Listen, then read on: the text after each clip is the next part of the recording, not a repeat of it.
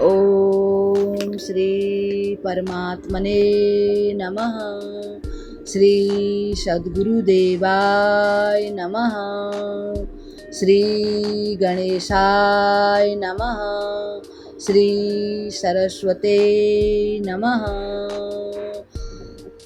या देवी सर्वभूतेषु विद्यारूपेण संस्थिता नमस्तस्यै नमस्तस्यै नमस्तस्यै नमो नमः। आदरणीय भक्तजनों, सादर प्रणाम। हम आज आपको भक्तमाल जी में से नाभाजी द्वारा वर्णित श्री रामदास भक्त की कथा को सुनाएंगे।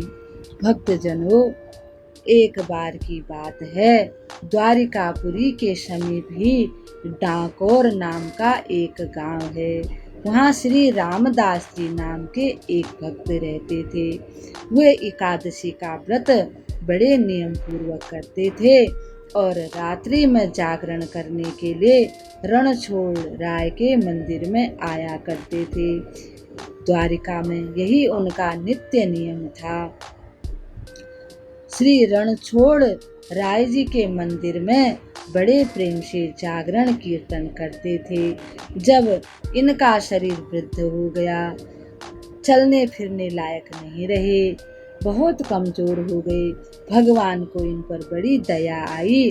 भगवान ने इनको कहा, आज्ञा दी कि अब एकादशी का रात्रि का जागरण घर पर ही रह करके कर लिया करो। पर इन्होंने ठाकुर जी की यह बात नहीं मानी। भक्त का दृढ़ नियम देखकर भाव में भरकर भगवान बोले, अब तुम्हारे यहाँ आने का कष्ट मुझसे सहन नहीं होता है, इसलिए अब मैं ही तुम्हारे घर चलूँगा। जब अगली एकादशी आएगी, गाड़ी लेकर के आना और उसे मंदिर के पीछे खिड़की की ओर खड़ी कर देना। मैं खिड़की खोल दूंगा, तुम मुझे गोद में भरकर उठा ले जाना और गाड़ी में पधराकर शीघ्र ही चल देना। अब भक्तराज रामदास जी एकादशी का इंतजार करने लगे। कब एकादशी आए, कब भगवान से मिलूं, कब भगवान मेरे घर आए। धीरे धीरे एकादशी आ गई।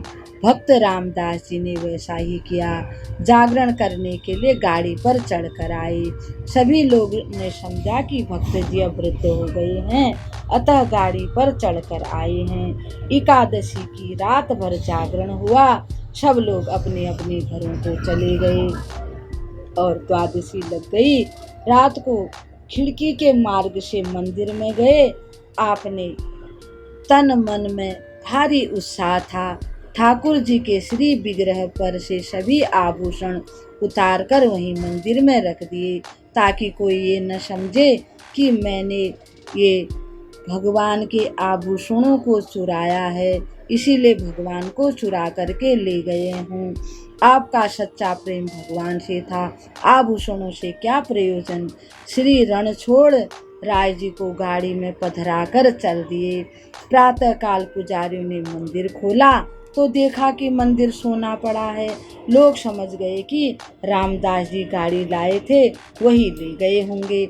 पुजारियों ने पीछा किया। उन्हें आते देखकर श्री रामदास जी ने भगवान से कहा, हे प्रभु, अब क्या उपाय करना चाहिए। भगवान ने कहा, मुझे बावली में पधरा दो।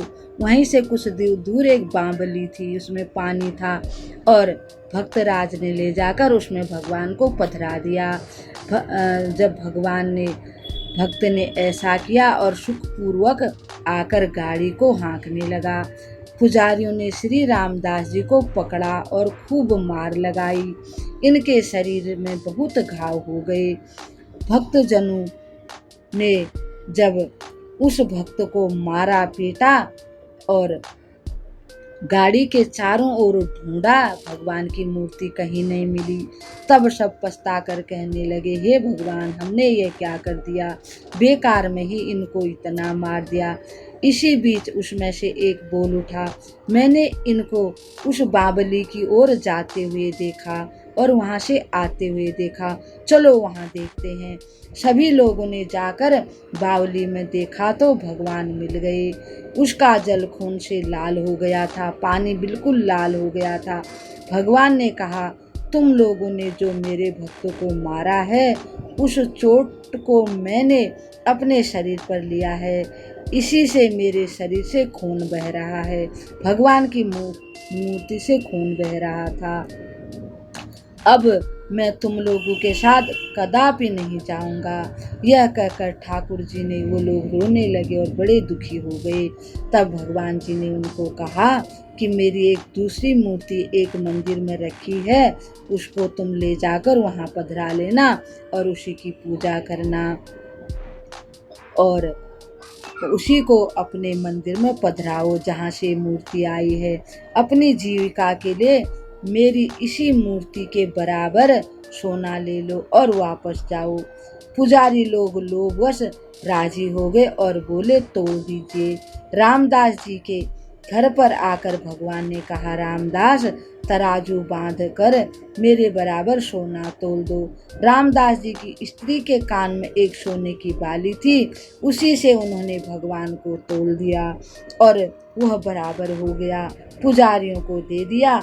पुजारी गण अत्यंत लज्जित हुए और वहाँ से उठकर अपने घर चले आए।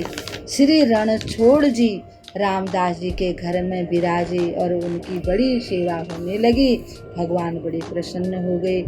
इस प्रसंग में भक्ति का प्रकट प्रताप कहा गया है कि भगवान की भक्ति भक्त कैसे होते हैं और भगवान अपने भक्तों की इच्छा कैसे पूरी करते हैं और पल पल उनका कैसे ध्यान रखते हैं।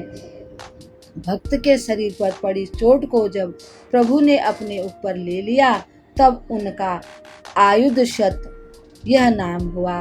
भगवान ने भक्त से अपनी एक रूपता दिखाने के लिए ही चोट सही, अन्यथा भला कौन मार सकता। भगवान ने कहा कि मैं अपने भक्त में ही रहता हूँ, मैं जो मेरा भक्त है वही मैं भी हूँ।